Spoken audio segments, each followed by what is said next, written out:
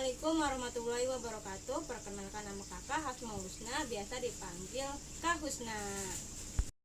Halo adik-adik, bagaimana kabar kalian? Semoga sehat, ceria, dan tetap semangat ya. Kali ini kita akan belajar tema 6, subtema 1, materi suhu dan kalor. Yuk kita bahas satu-satu. Yang pertama ada suhu. Suhu adalah suatu besaran yang menunjukkan derajat suatu benda. Contohnya, pada pagi hari udara akan terasa sangat dingin, itu disebut suhu. Pada siang hari udara akan terasa panas, itu juga disebut suhu. Alat untuk mengukur suhu disebut termometer.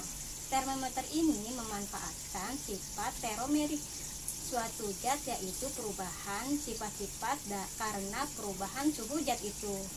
Kedua, ada kalor.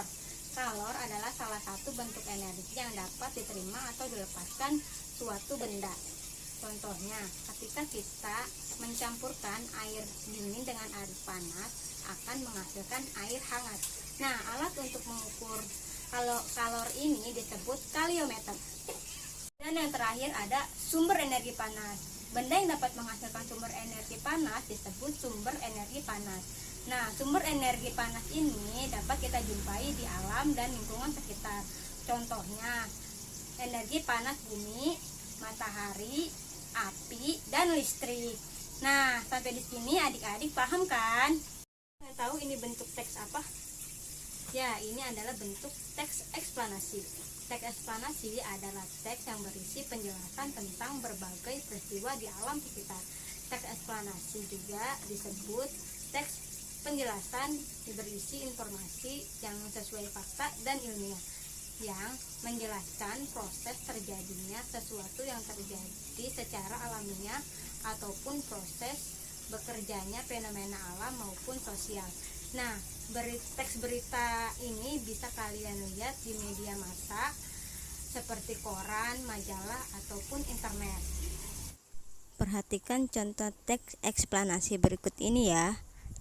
Teks eksplanasi mempunyai struktur, yaitu paragraf pembuka dan paragraf penjelas. Di bagian atas ini ada paragraf pembuka. Pada bagian ini membuat topik ataupun permasalahan yang akan dibahas. Yang di bawah itu paragraf penjelas.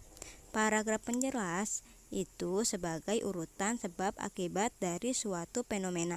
Pada bagian ini terdapat penjelasan yang detail dari suatu fenomena yang dibahas secara mendalam dan berdasarkan urutan waktu.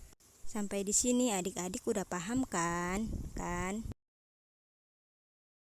Itu tadi sedikit penjelasan pembelajaran tentang suhu dan kalor dari kakak. Semoga bermanfaat. Terima kasih sudah menonton. Kalian luar biasa. Wassalamualaikum warahmatullahi wabarakatuh.